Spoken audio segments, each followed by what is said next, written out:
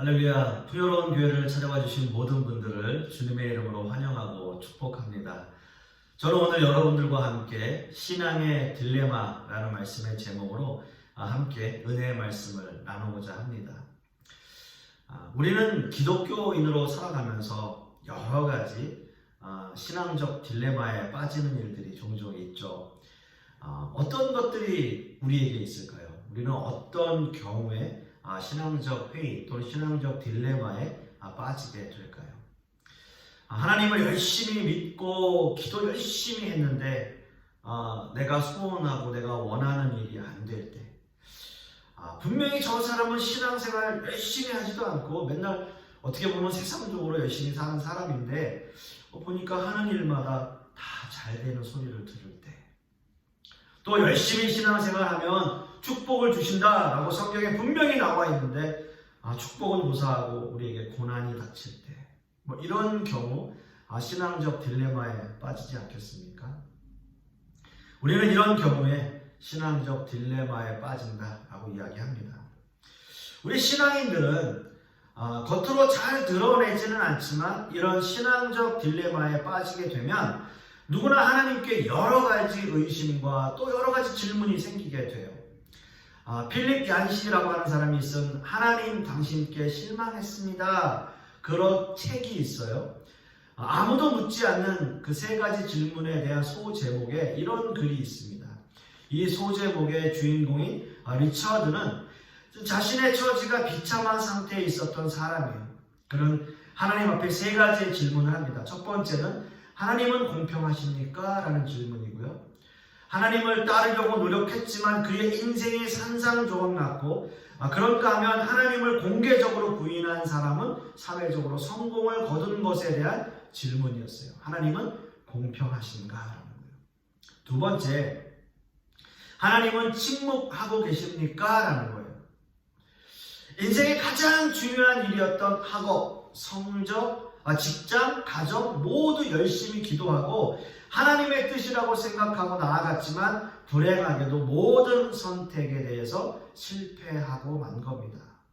그래서 질문하는 거예요. 하나님은 침묵하고 계십니까? 라는 거예요. 마지막 세 번째는 하나님은 숨어 계십니까? 라는 거예요. 이것이 리처드를 가장 괴롭혔던 문제였습니다. 하나님의 존재를 확인하기 위해서 4시간을 넘게 기도했지만 그는 아무런 응답이 없으신 하나님을 결국 떠나기로 결심합니다. 여러분, 신앙생활 하면서 지금 이 리처드라고 하는 사람이 하는 이 고민에 대해서 한 번도 경험해보지 않은 사람은 없을 거예요.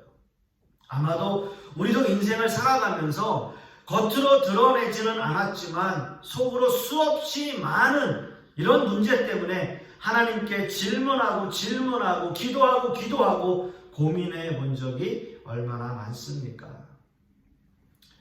물론 우리는 머리로 지식적으로는 이런 일들이 신앙의 전부가 아니다 라는 말은 잘 알아요. 신앙생활을 어느 정도 한 사람이라면 이런 이야기들에 대해서 잘 압니다. 우리가 이 세상의 축복만을 바라지 말아야 하고 저 본향인 천국의 삶이 더 중요합니다 라고 하는 것도 잘 알아요. 물론 지식적으로는 머리로는 이해가 가지만 현실적인 상황 속에서 그렇게 경험하게 되면 어려움 앞에서는 우리의 마음이, 우리의 가슴이 이해되지 않고 흔들리게 되어 있어요. 이것이 인생이에요. 이것이 사람입니다. 이것이 신앙의 딜레마입니다. 저 역시도 참으로 많은 신앙적 딜레마를 경험해 왔고요. 경험하고 있고 앞으로도 경험하게 될 겁니다. 혹시 여러분들은 지금 어떤 신앙적 딜레마를 겪고 계십니까? 하나님을 향해서 어떤 질문을 하고 싶으세요? 아까 그 리처드의 예를 들어드린 것처럼 그 세 가지 질문, 아니 더 많은 질문들 가지고 어떤 질문을 하나님께 드리고 싶으신가요? 오늘 본문의 말씀을 보시면 1절 말씀을 이렇게 기록하고 있습니다. 이러므로 그리스도 예수의 일로 너희 이방인을 위하여 갇힌 자 된 나 바울이 말하거니와 라고 말씀하고 있어요. 바울 사도는 에베소서 3장 1절에서 자신이 갇힌 자가 되었다라고 자신의 처지를 밝히고 있습니다. 옥중서신 중에 하나인 에베소서는 당연히 바울이 로마 감옥에 갇혀 있을 때 쓰여진 책입니다.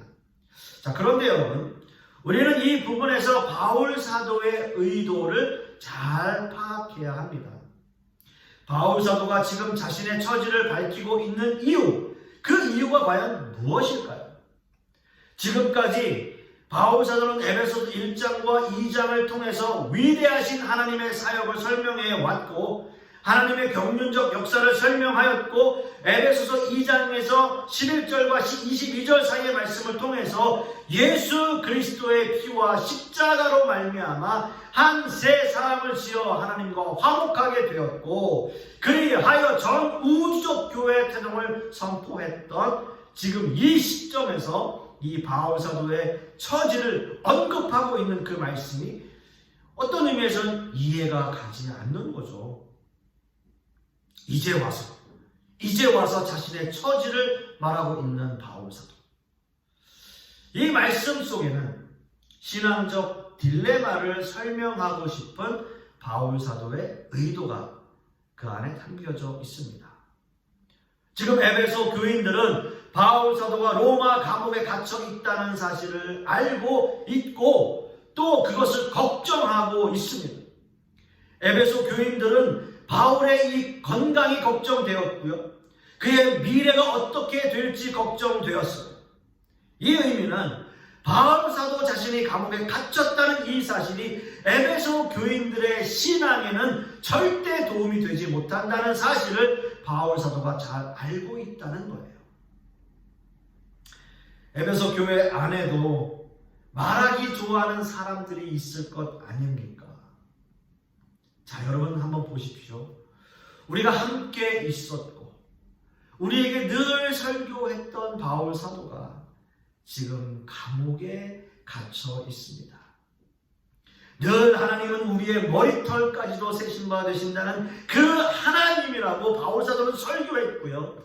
하나님의 자녀들에게 축복을 주신다라고 설교했지만 정작 자신은 지금 감옥에 갇혀 있다 라고 말하는 사람들이 늘 교회 안에 존재하고 있다는 거죠. 여러분, 우리가 신앙적으로 겪는 어려움도 역시 마찬가지입니다. 열심히 신앙생활하는 우리에게 고통이 찾아오면 내 자신이 겪어야 하는 신앙적 딜레마뿐만 아니라 함께 신앙생활하는 사람들이 해주는 말들이 우리를 더 힘들게 할 때도 있어요. 마치 구약 성경의 욥처럼 말이죠. 하나님이 허락하신 고난이 남들이 보기에는 그 사람의 잘못으로 인한 고난처럼 보이기에 욥이 받는 상처는 더 가중되었던 거예요. 정말 고난과 고통 가운데 있는 사람들에게 이렇게 말하는 사람들은 더 얄미워집니다. 너 기도 안 해서 그래.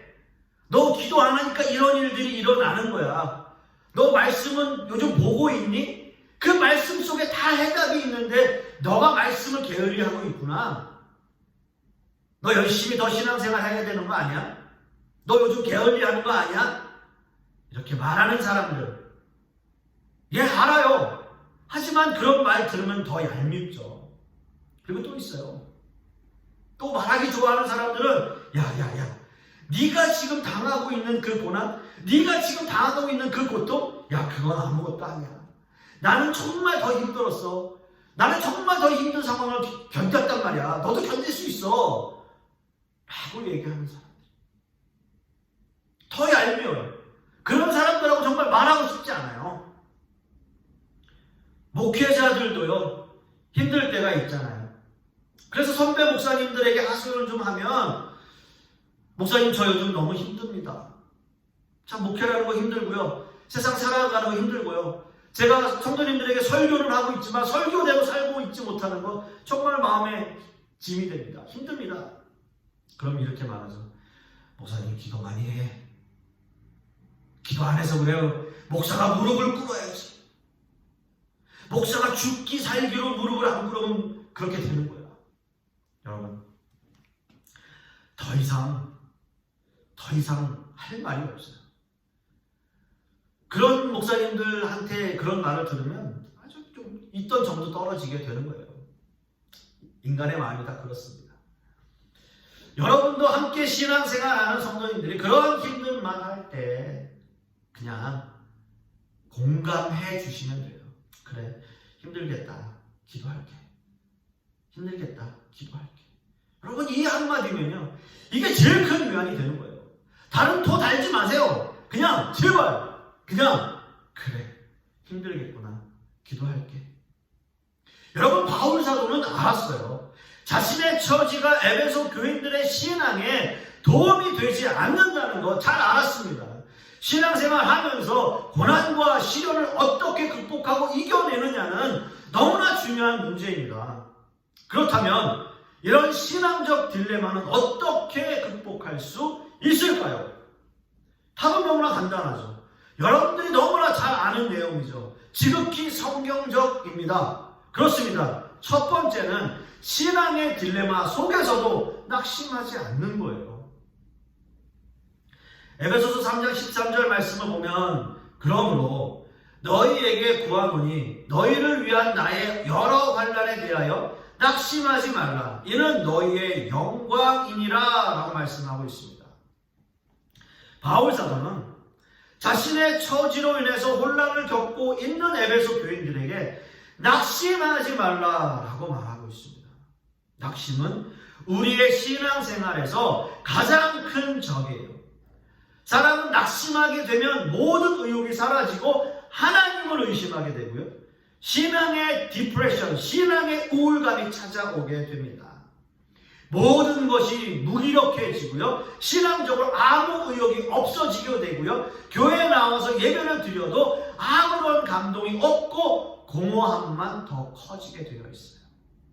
사단은 모든 일에 우리가 낙심하게 만들어요. 이런 낙심은 하나님에 대해 여러 가지 질문을 던지게 되고요. 하나님이 정말 살아계시는지, 하나님이 정말 공평하신지, 또는 하나님이 숨어 계시지는 않는지 자꾸 의심을 하게 만드는 거예요.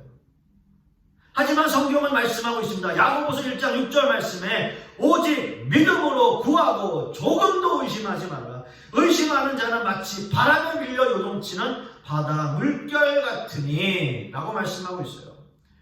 우리의 의심보다는, 낙심보다는 믿음으로 구해야 한다는 거죠. 여러분, 이 말씀이 너무나 상투적인가요? 물론 그렇습니다. 교회 생활 오래 하신 분들은 그렇지 이렇게 얘기할 수 있어요. 사실 제가 드릴 수 있는 해답이 성경에서 벗어날 수는 없습니다. 말씀에서 벗어날 수 없어요. 오직 믿음으로 구하고 의심 없이 낙심하지 말아야 한다는 그 말씀밖에는 드릴 말씀이 없습니다. 그런데 중요한 것은 이 말씀이 이제는 우리의 지성과 감성을 모두 자극해야 한다는 거예요. 머리로 이해하는데 가슴으로 와닿지 않는다면 이제는 가슴으로도 이 말씀이 와닿아야 해요. 그래서 우리의 전 인격적인 삶에 역사하시는 그 하나님께 우리의 삶을 맡겨야 되는 거예요. 이런 신앙의 모습은 하루아침에 이루어지는 것이 아니라 꾸준한 성화의 과정을 통해서 점차 변화해 나가는 것이 신앙적 모습입니다. 때로는 고통과 고난과 시련이 찾아올 수 있습니다. 그래서 낙심하고 실망하고 의심하며 신앙의 딜레마에 빠질 때가 있습니다. 그렇다면 여러분의 지성과 이성을 총동원해서 말씀 위에, 믿음 위에 서도록 하나님께 간구하십시오. 하나님의 도우심을 바라는 것 외에 다른 방법은 없습니다. 제가 서두에 잠깐 예화로 말씀을 드렸던 필립 얀시의 책에 하나님은 공평하신가? 그것에 대한 작가 나름대로의 답을 이렇게 풀이했어요. 우리는 기적 이상의 일이 필요하다. 그래서 우리에게 정말 필요한 것은 바로 새 하늘과 새 땅이다. 그곳에서 우리가 살기까지 불공평의 문제는 사라지지 않을 것이다 라고 말하고 있어요. 불공평의 문제는 사라지지 않을 것이다. 우리가 현실을 살아가고 있는 한. 여러분 공감하십니까? 우리가 느끼는 불공평의 문제는 완전한 새하늘과 새 땅이 이 땅에 임하기 전에는 사라지지 않을 거라는 거예요. 우리는 세상을 살아가면서 수없이 많은 환난과 고난을 겪으며 살아왔고 살고 있고 또 살아갈 것입니다. 그렇기에 우리는 꾸준한 성화의 과정이 필요합니다. 열심히 신앙생활하면서 이런 고난과 어려운 환경들을 내 지성과 감성을 총동원하여 극복해 나갈 때 신앙의 면역력이 강해지는 거예요. 여러분 열심히 신앙을 지켜내십시오. 어떤 시련이 다가오더라도 이겨낼 수 있는 믿음의 담력을 키우셔야 합니다. 그리고요, 절대 낙심하지 마십시오. 낙심은 금물입니다. 저는 이 말씀밖에 드릴 것이 없다라고 생각합니다. 그리고 두 번째 중요한 포인트는요, 신앙의 딜레마 중에도 감사할 수 있는 신앙인이어야 한다는 거예요. 바울 사도는 참으로 어려운 고난을 많이 겪은 사도 중에 한 사람입니다. 순교하기 직전까지 바울 사도가 겪은 고난을 일일이 다 설명할 수는 없어요. 하지만 중요한 것은 그럼에도 불구하고 바울 사도는 늘 하나님 앞에 감사하고 있다는 사실입니다. 강준민 목사님이 쓰신 기다림은 길을 엽니다 라는 책을 보시면 성숙한 감사가 어떤 것인지 설명하고 있는데요. 한번 들어보십시오. 감사 중에 감사는 역설적인 감사입니다. 역설적인 감사는 감사할 수 없는 조건에도 감사하는 것입니다. 감사할 수 있는 조건이 아닌데도 감사하는 것, 그것이 역설적 감사입니다 라고 쓰셨어요. 역설적 감사, 감사할 수 없음에도 불구하고 감사해야 한다는 이 말씀이 저는 솔직히 마음에 와 닿습니다. 정말 바울 사도는 감사할 수 있는 환경이 절대 아니었어요. 사도 바울은 예수님을 영접하기 전 사회적으로 명성이 있었고요, 나름 잘 나가던 사람이었어요. 그랬던 바울이 예수님을 만나면서 자신의 처지가 완전히 바뀌었습니다. 바울을 택하실 때 주님이 바울을 향해 이런 말씀을 하셨어요. 주께서 이르시되 가라. 이 사람은 내 이름을 이방인과 임금들과 이스라엘 자손들에게 전하기 위하여 택한 나의 그릇이라. 그가 내 이름을 위하여 얼마나 고난을 받아야 할 것을 내가 그에게 보이리라 하시니 라고 말씀하고 있습니다. 주님이 바울 사도에게 정한 길, 고난의 길이라고 말씀하고 있어요. 그 길은 환난과 시련과 고난의 길이에요. 그 길을 가라라고 말씀하시는 거예요. 하지만 바울은 감옥에서 옥중서신을 써내려가는 중에도 늘 감사에 대하여 기록하고 있습니다. 골로새서 1장 3절 말씀에 우리가 너희를 위하여 기도할 때마다 하나님 곧 우리 주 예수 그리스도의 하나님 아버지께 감사하노라. 또 골로새서 3장 15절 말씀에도 너희는 또한 감사하는 자가 되라. 16절 말씀에도 감사하는 마음으로 하나님을 찬양하고 라고 말씀하고 있습니다. 늘 감사해요. 또 한 가지 바울 사도의 진정한 감사는 그의 기도 제목을 거절당한 은혜에도 감사했다라고 말하고 있어요. 여러분들도 잘 아시다시피 사도 바울은 육체의 가시가 있었습니다. 어떤 성경학자는 그것이 안질이었다라고도 하고요, 또 어떤 학자는 간질이었다라고도 이야기해요. 바울 사도는 하나님께 간절한 마음으로 3번 기도했습니다. 하나님은 그 기도를 들어주시지 않았어요. 고린도후서 12장 9절 말씀을 보시면 나에게 이르기를 내 은혜가 내게 족하도다.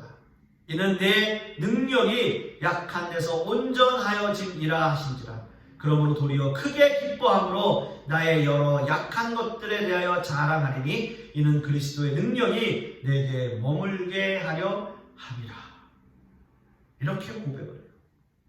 도리어 크게 기뻐함으로. 여러분, 이 말씀이 상상이 가십니까? 하나님 앞에 간절한 마음으로 기도하는데 하나님의 앤서는 No, 안 돼, 아니야, 그 기도 들어줄 수 없어 라고 이야기하는 거예요. 일반적인 사람들이라면, 일반적인 신자의 모습이라면 너무 마음에 낙심이 되겠죠. 근데 바울 사도는 오히려 더 크게 기뻐했어요. 사랑하는 성도 여러분, 때때로 우리에게 오는 엄청난 시련과 환난이 우리에게 닥쳐올 때, 그럴 때마다 우리는 너무나 힘들어하죠. 우리가 이 문제를 하나님 앞에 감사함으로 오히려 그러나 화답하게 될 때에 하나님께서는 오히려 그것이 축복으로 우리에게 다가올 것이다 라고 이야기합니다. 여러분, 이것이 기복신앙을 말하는 게 아니에요. 그저 복복복 이야기하는 게 아닙니다. 성경에 우리 믿음의 선배들이 그런 모습으로 그렇게 시련과 고통과 엄청난 환난 앞에서도 감사하는 마음으로 살았다라는 것을 성경은 증명하고 있어요. 감사는 축복입니다. 오늘 제 설교에서 신앙의 딜레마를 극복하기 위한 묘수를 기대하셨다면 저는 정말 죄송할 따름입니다. 저에게는 신앙의 딜레마를 아주 묘수 있게 극복할 수 있는 답은 없어요. 답은 너무나 뻔합니다. 하지만 중요한 것은 그런 뻔한 답을 우리는 지키지 못한다는 거죠. 말씀의 결론을 맺습니다. 저는 오늘 신앙의 딜레마라는 말씀의 제목으로 두 가지의 주제로 은혜의 말씀을 나누었어요. 물론 여러분들도 너무나 잘 아시는 말씀의 주제들이었습니다. 낙심하지 마십시오. 그리고 감사하십시오 라는 주제입니다. 하지만 시련과 고난 속에서 진심으로 낙심하지 않고 감사할 수 있는 신앙인은 그렇게 많지 않다는 거죠. 그러므로 여러분 노력하셔야 됩니다.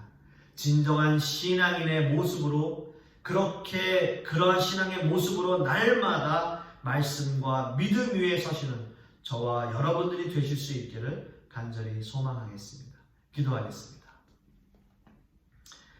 아버지 하나님, 오늘 신앙의 딜레마라고 하는 말씀의 제목으로 함께 은혜의 말씀을 나누었습니다.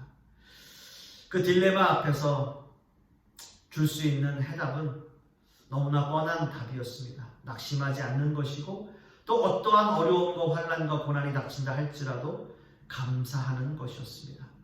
그렇게 뻔하고 쉬운 답이지만 우리는 그런 모습으로 살아가고 있지 못합니다.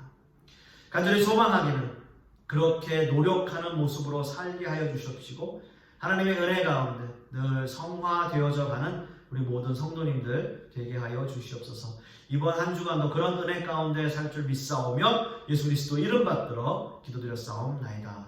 아멘.